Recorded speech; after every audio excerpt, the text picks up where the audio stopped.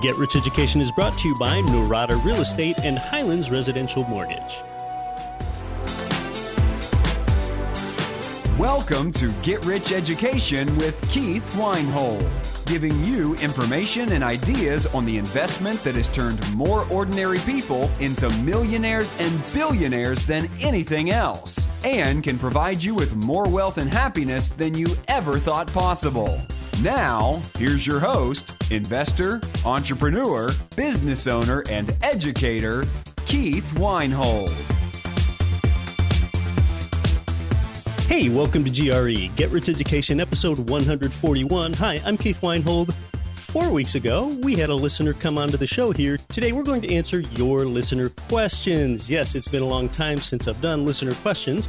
We've got a listener that bought a Memphis duplex and only calculates a return of less than 20%, when I have said here before that any return of under 25% is disappointing, so what gives there?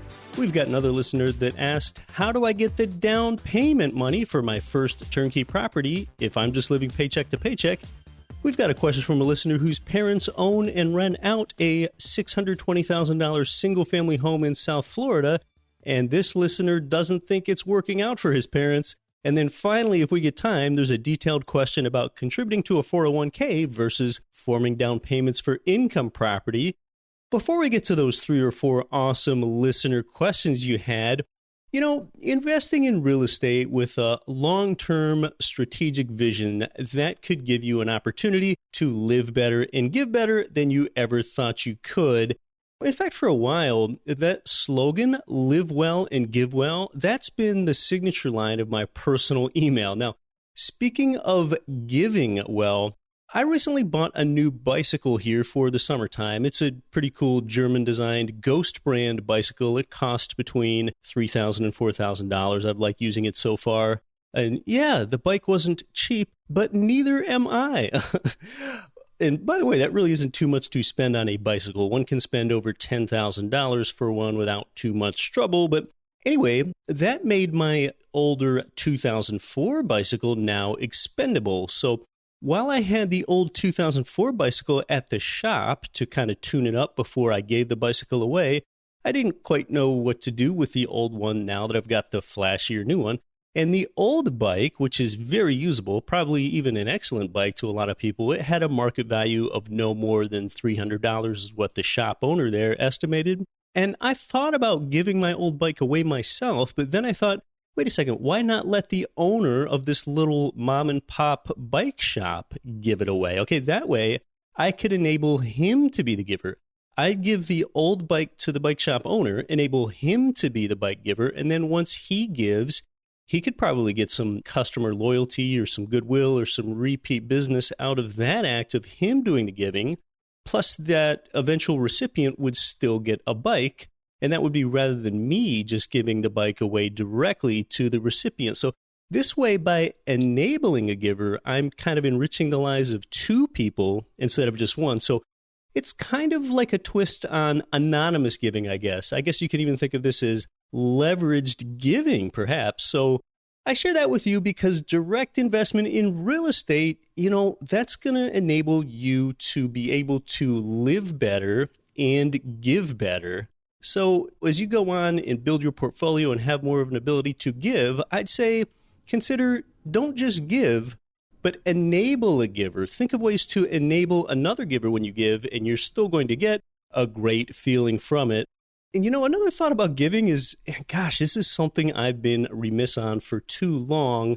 Don't forget your family, okay? You can see a couple of organizations that we donate to here if you visit getricheducation.com/giving, but I more recently recognized that I should be giving better to my own family. That might be something for you to consider too. Now, not long ago, I spent 4 days with my Grandma Weinhold in Lancaster County, Pennsylvania, whom, yes, I call Grandma Yellen for her physical resemblance to Federal Reserve Chairwoman Janet Yellen.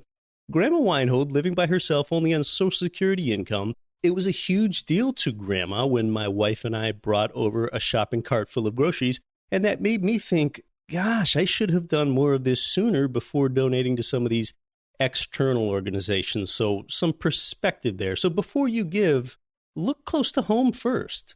Well, hey, there's one really interesting thing to consider with real estate investing. You know how I've discussed how paradoxical it is that real estate investing, income property, it's the top performing investment vehicle of all time, yet real estate does not appreciate any more than the rate of inflation over time. So then how could real estate be that great of an investment? How could these apparently opposing thoughts be true? Well, I think that the disparity is even greater than that when you consider real estate hedonics, because you can make the case that real estate does not even keep up with the rate of inflation over time. It doesn't even keep up with it, but yet somehow it's still the top performing investment vehicle of all time. And how enigmatic is it that these two seemingly contradictory statements can be simultaneously true? Okay, real estate nationally and historically appreciates at a rate of only about 6% per year. And the more you know about economics, the more that you can make the case that the real diminished purchasing power of the dollar per annum, which we're going to call the rate of inflation, is about 6%. Yes, which is nearly always more than the consumer price indices that the government reports. So if inflation is 6% and real estate appreciates at 6%, that makes it appear that there's no net appreciation gain. It kind of looks like a wash to the uninitiated person. And then in addition, okay, consider this. Consider over time that, say, as you as a seller, you relinquish, you sell one property or sell one residence, and then you move on to the next. There are typically a set of improvements that you're buying in the new home that your prior home didn't have. Okay, think back a few generations ago when homes didn't even have indoor plumbing. They had outhouses. Well, outhouses really started going away by, around the 1930s as it was being replaced more rapidly by having all of the plumbing indoors. Then homes were increasingly built with one indoor bathroom. But then, say, fast forward up to the 1980s, most homes had more than one indoor bathroom. Except for in the smallest homes, only one indoor bathroom. That was perceived as a negative condition, whereas a couple generations earlier, it was seen as a luxury to have any indoor bathroom at all. And this is an example right here of real estate hedonics. Hedonics is a word synonymous with hedonism, meaning pleasure-seeking.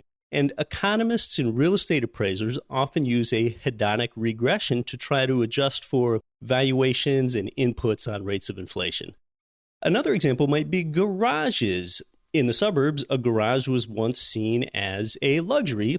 And now if a suburban home only has a one-car garage rather than two, it could be seen as a detracting characteristic. Okay, it's the same with the increasing square footages of the entire home over time. Today, homes are 1,000 square feet larger than they were in 1973. So my point is, despite all these hedonic improvements, more bathrooms, garage, greater square footages over time, real estate values still only increase at the approximate prevailing rate of inflation. So you're actually getting more benefit, more house, more improvements, more hedonism for the same cost. And appraisers, they need to practice hedonic regression to come up with a fair market valuation. So therefore, as value increases, the price paid actually decreases in relation to the benefit that you get. That's real estate hedonics. And that's why really one can contend that real estate values, not prices, but values go lower over time. Okay, so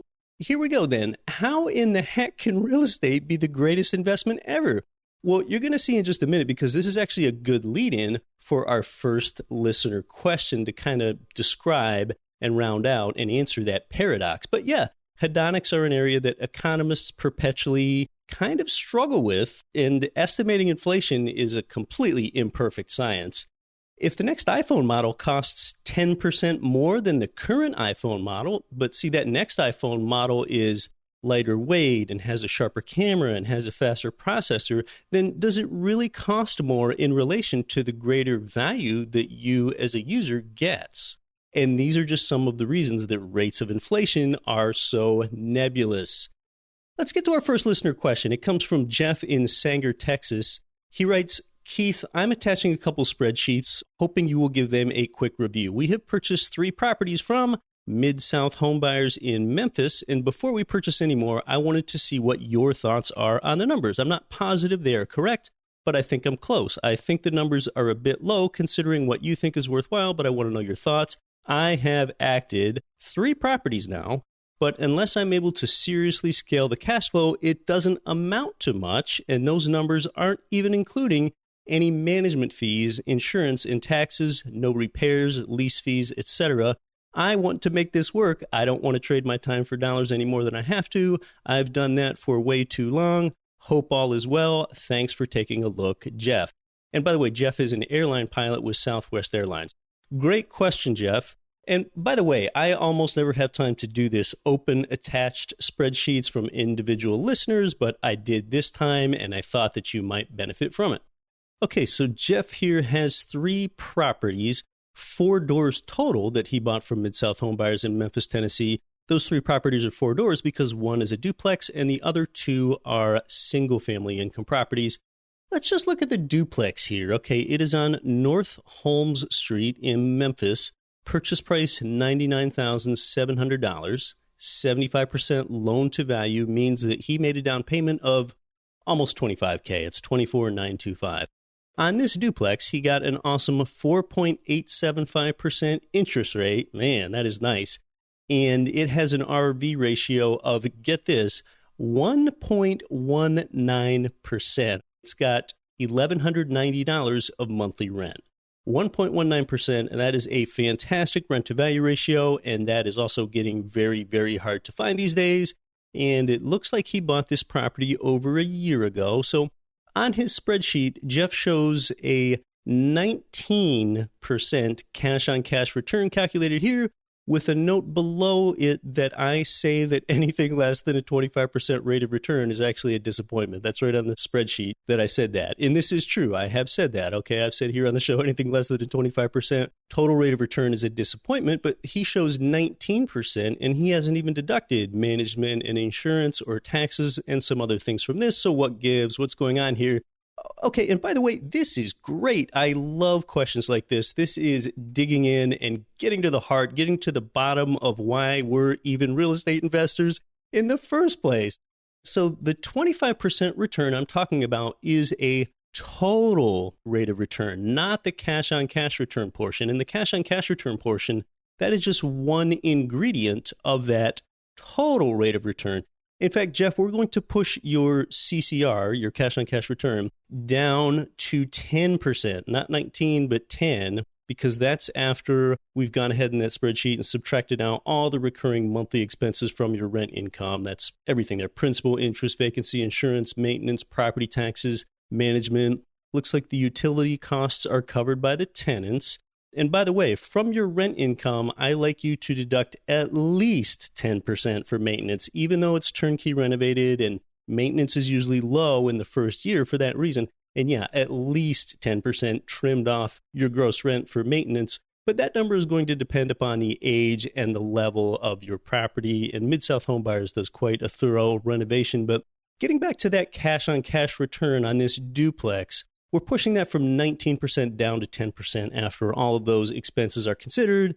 And of course, that 10% cash-on-cash return, that's your annual cash flow divided by your skin in the game. Your skin in the game is down payment plus closing costs. That 10% is just 1 out of 5 ingredients that go into making up the 25% total rate of return minimum that we'd like to see. Anything less than that's disappointing. So let's pull back and look at these 5 ingredients and project what those 5 profit centers might look like for your duplex here on North Holmes Street in Memphis, Jeff. The first profit center is appreciation. That's the first ingredient. Okay, well, projecting appreciation is a guess. How much appreciation do you expect here? In Memphis, probably an older duplex, though I'm not sure.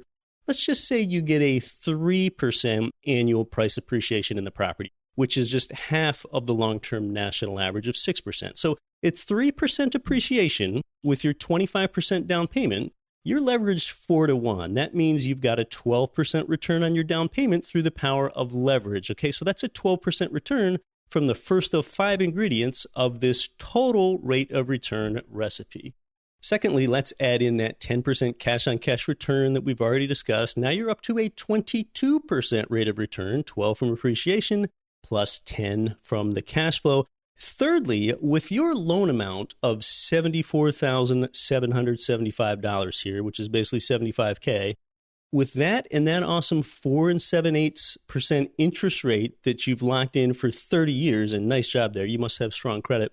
But popping those numbers into a loan amortization table means that your tenant, or I guess tenants, since it's a duplex, your tenants are paying down your loan balance principal $92 each month. That $92 per month of tenant paydown is $1,104 for you annually. Divide that $1,104 by your down payment of $24,925, and that's an additional return of 4.4% to you. Okay, so now your total rate of return is up to 26.4%, and we still got two profit centers to calculate in for you here. So fourthly, we've got your tax depreciation benefit where you don't even have to incur an expense, yet the IRS gifts you the ability to write off a portion of your rent income.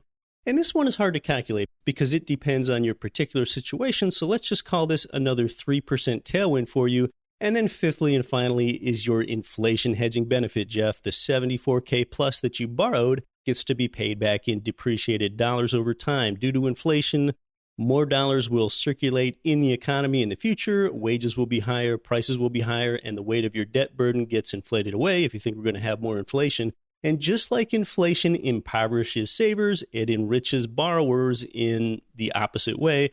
We'll just put inflation at a 3% rate, though we could sure make that number higher, as you can see after our Hedonics discussion at the top of the show. So here we go. You add up those 5 profit centers, and your projected rate of return on the duplex in North Holmes Street in Memphis is 32.4%, and that is passively managed as the property management and leasing fees are already in there. Now, is there some de facto guessing that I'm doing to come up with those numbers? Yeah, at times there has to be, but that is a rather reasonable, rational, and at times even conservative running of the numbers there to come up with a 32.4% total rate of return. And now there are some limits. We did not include any closing costs along with Jeff's down payment money, though you can often get some seller side help with those. And note that as well, your total rate of return, it's typically going to erode over the years, okay? It slowly goes down over the next few years unless you do some prudent equity harvesting with a cash out refinance or a 1031 exchange. And why does your total rate of return often go down as the property appreciates? I think you know. It's because equity, a zero return component, typically accumulates in a property, but that's it. That's how it works. That's why we do this. That's why I love this. Thanks for the question, Jeff. And if you understood that, congratulations, like you know how to keep score. Most real estate investors, gosh, I would say that 90+% of real estate investors out there don't know how to keep score. They might be winning at real estate investing when they think that they're losing. And by the way, there are also real estate investors that are actually losing when they think they're winning. Some landlord by accident leave a property behind, landlord by default sorts of investors. They think it's awesome when the monthly rent income covered 90% of their property expenses every month. Okay, that is not a winning month. Now, with that discussion about the 5 ingredients that comprise a total rate of return, you can see that paradox that I outlined earlier. Considering real estate hedonics, you can make the argument that as an investment class, real estate doesn't appreciate at all. Yet, when you have a strategy, when you invest like this in an investor advantage market with a turnkey operator, Jeff has a 32.4% return due to leverage, due to the fact that someone else will pay to rent the place from Jeff, due to the fact that the tenant will also pay down Jeff's loan for him, plus the government gives Jeff tax benefits, and the bank loan allows him to hedge inflation. Jeff has created a substantial amount of arbitrage in his life because he creates sound housing for others. Jeff also wrote about wanting to branch out into different markets, which will be a good idea. Memphis is a great cash flow market, but it's good to get into 3 to 5 different geographic markets as you add properties in order to get market diversification. The next question comes from Dan in Worcester, Massachusetts. Dan writes, I listen to your show all the time, and it's very inspiring and mind-changing. One thing it doesn't change is living paycheck to paycheck. How do you advise people to save up for a $25K down payment living paycheck to paycheck? All right, well, wonderful question, Dan. It sounds like you would basically like to know how to get started and have an opportunity like what Jeff has going with the duplex. How do you form a down payment in the first place? Well, there are just so many answers for that. Back in episode 66, I gave quite a few answers for this. One option could be to begin how I started out. One can use a 3.5% down payment FHA loan and start with an owner-occupied duplex, triplex, or fourplex. And with FHA, that down payment can even be a gift from your family or someone else.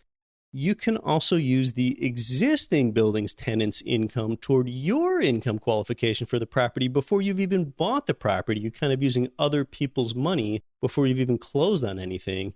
And by the way, being an owner-occupant landlord, if anyone goes that route, you will have some inevitable, we'll call it personnel issues with tenants, okay? No doubt. It's not always an easy path, but it's usually worth it.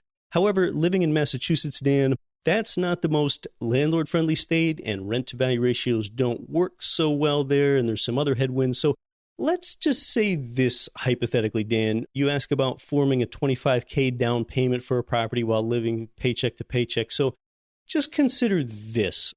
My home, my primary residence, it has a market value of $470,000. Let's just say that I would sell it to you for $25K. Yep, I'll sell you a $470K property for just $25K, but you've got to come up with the money in a month. That's the deal, okay?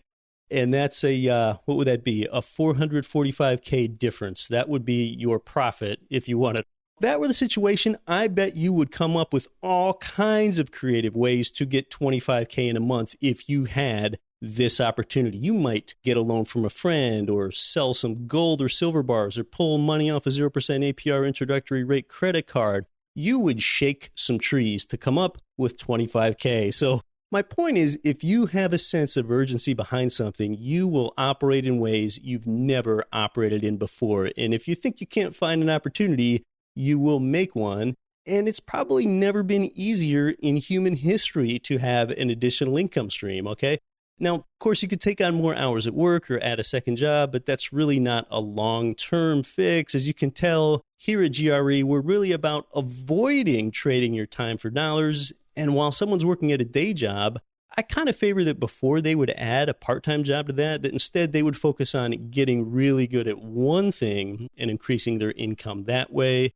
If you don't have any space that you can Airbnb, there are all kinds of opportunities for affiliate income if you want to grow a following online. And I'd like to ask you this as well, Dan. You know, if someone wants to know about something, what is that one subject that they would come ask you about? What are you seen as a go-to resource for among your friends or your peers? I mean, whatever that thing is, whether it's archery hunting or stand-up paddleboarding or, blueberry picking, okay, anything. Position yourself as a leader in that space, and then you can create videos and sell a video course in that niche. And see, that's probably something that you would enjoy doing anyway. So you can monetize, I would just say, stand-up paddleboarding through cloud-based platforms like ClickBank or Kajabi, Kajabi. It's still some work. You're going to need to learn quite a bit about marketing, but if it's developed around a passion of yours, it's not going to feel like work. And a video course is not a physical product, so you can sell an unlimited number of those courses.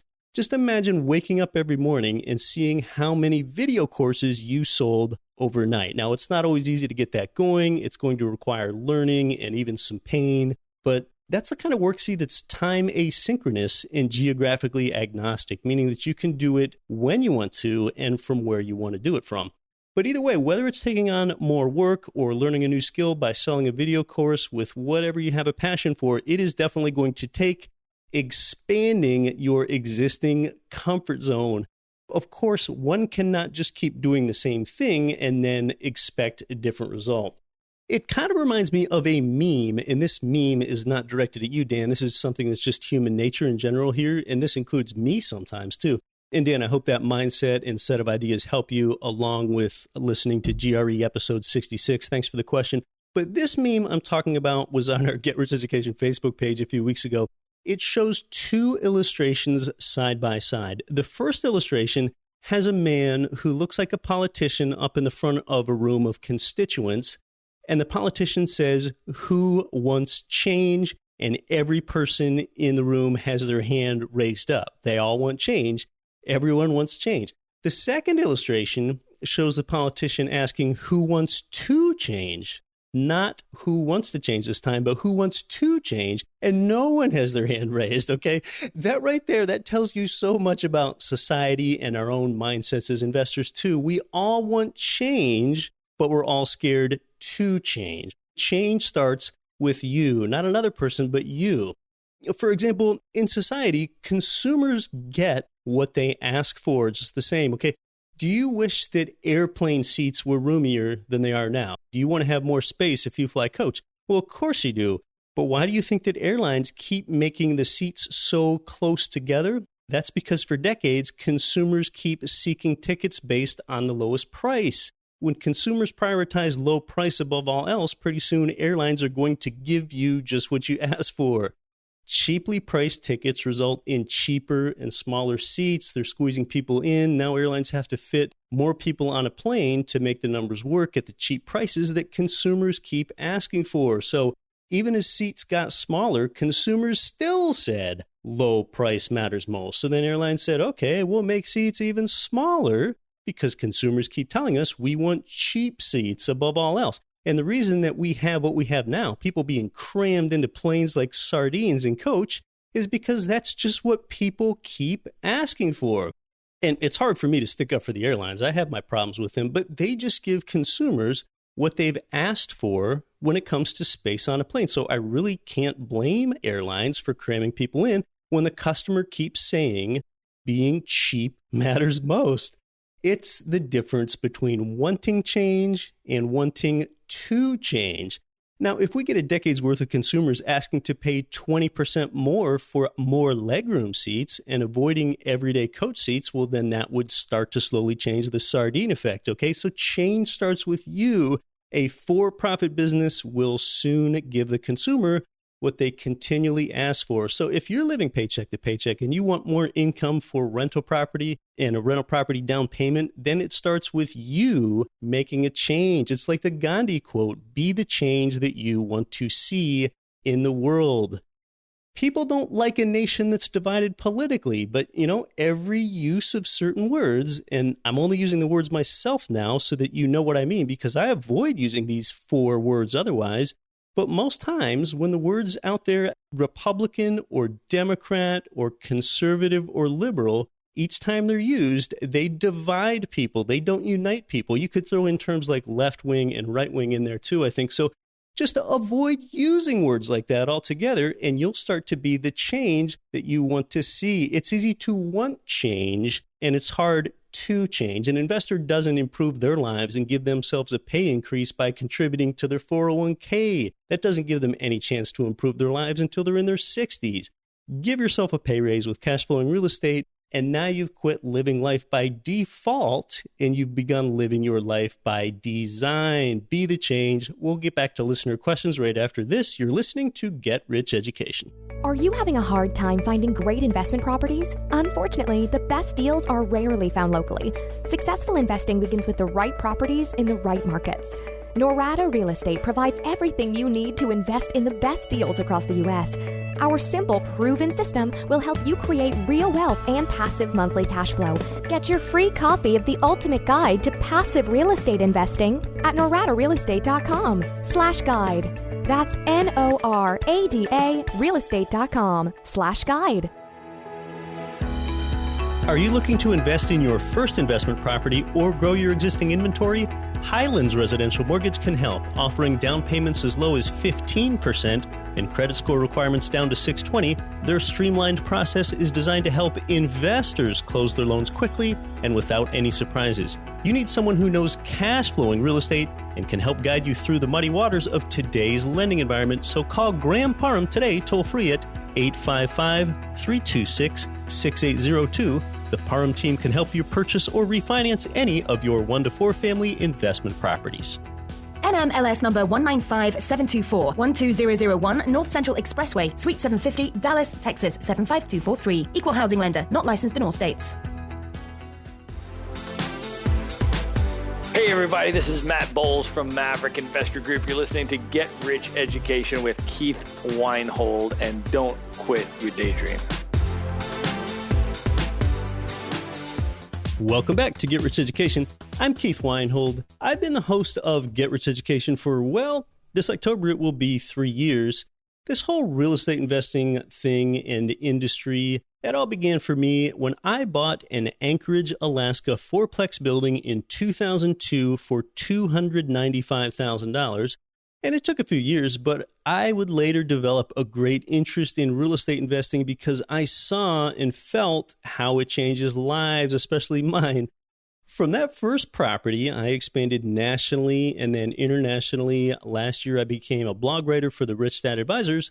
This month, I wrote my first book, and I just really love teaching others. And I'll tell you, the book writing thing, my goodness, that showed me why most people don't write books. Okay, it took me a while to publish my first one, even though it's a pretty short book. What's the quote on the book cover say that I wrote there? It's a quote Robert Kiyosaki said about me, and it says something about me being a bright young man. Well, with formatting and reformatting the book and making these rounds of edits with my New York-based editor, I was soon thinking, sheesh, am I still going to be a young man by the time this publishes, or I'm going to have to wait until Robert Kiyosaki says something else good about me that doesn't have the word young in it, because it says young right there on the cover. Oh, man. But anyway, sometimes I still drive by that first blue fourplex I bought in Midtown Anchorage because it's not very far from my usual travel patterns. It's maybe 4 or 5 miles from my home. And I actually still owned it until 5 years ago, and I sold it for $457K. About 10 years after buying it for $295. I only sold it so I could 1031 the proceeds into more and larger apartment buildings. Well, you have a few choices with whom you choose to learn from, and I really appreciate having you as a listener, but whomever you listen to, I would probably tell you, number one, listen to someone with integrity. Number two, listen to someone that practices what they preach and has had real success with it. And number three, maybe it's not mandatory, but it's really helpful if you listen to someone that's invested through the 2008-2009 real estate downturn, just like I have. I tell you to buy for cash flow. That's your safety net if and when real estate values do drop.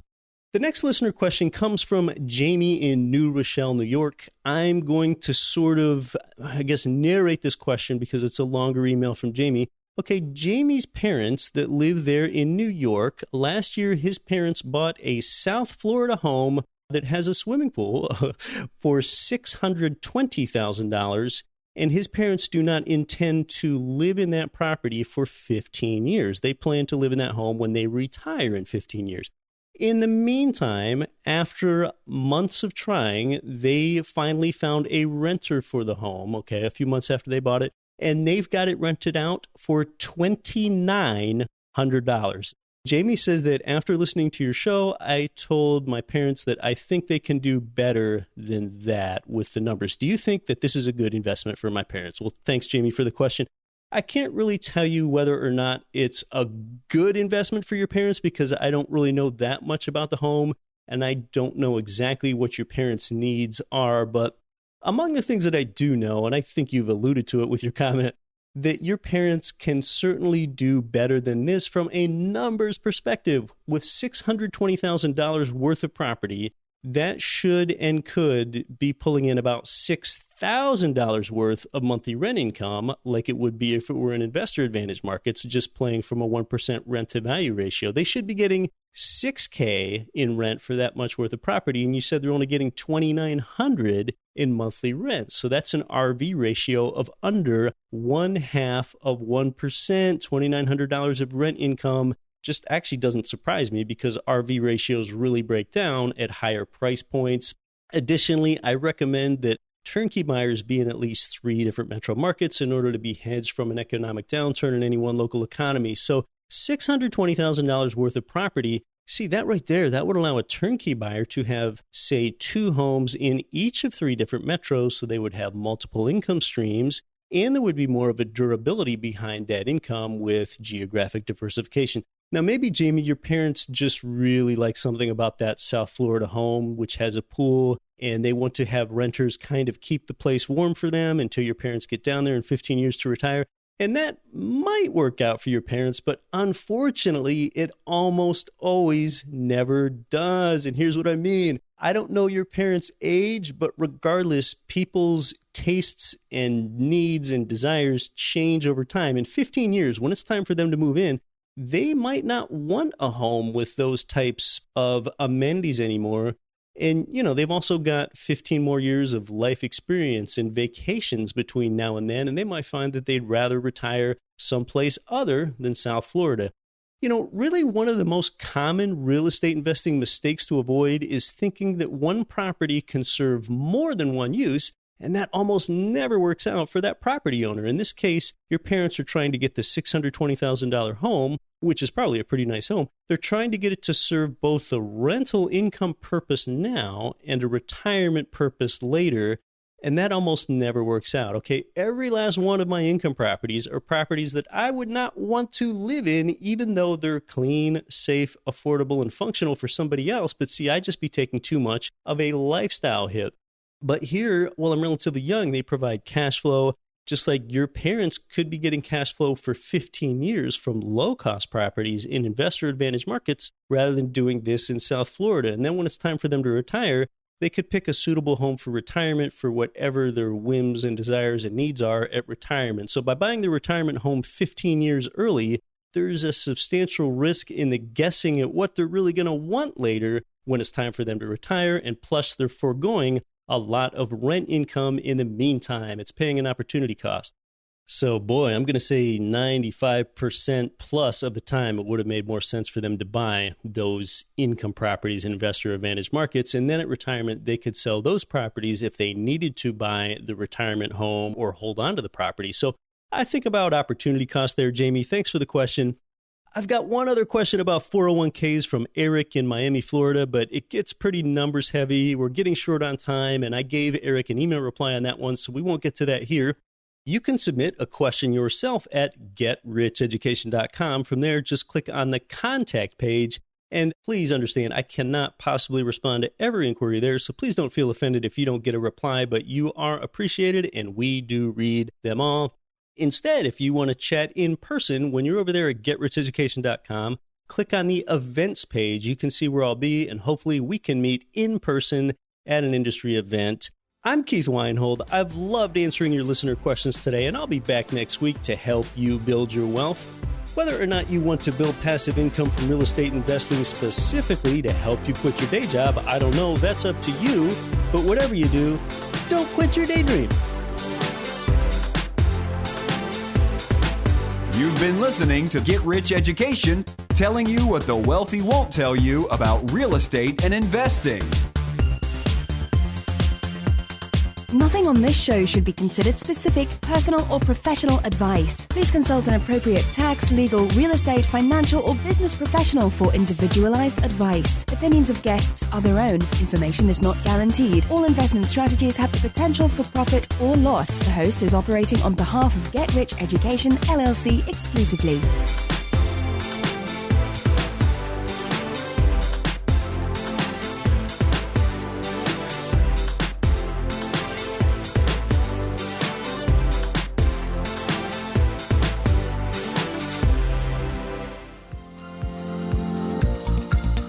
Cash flow real estate investors nationwide and worldwide, this is Get Rich Education's Keith Weinhold. Forbes has rated Memphis, Tennessee as the #1 cash flowing market in the world. Our good friends at Mid-South Homebuyers have been Memphis's premier turnkey real estate provider for 14 years with a stellar reputation and an A+ rating with the Better Business Bureau. Owner Terry Kerr was born and raised in Memphis. Yeah, he knows the market and has renovated and sold over 1,000 houses in the Memphis area. Find out what their many repeat buyers already know. Their houses are completely renovated, even come with a 1-year builder's warranty and a lifelong rental guarantee. They're a perfect fit for the first-time out-of-state investor or the seasoned investor diversifying their portfolio. Mid-South Homebuyers friendly staff makes investing easy. Learn more at midsouthhomebuyers.com or give them a call at 901-217-HOME.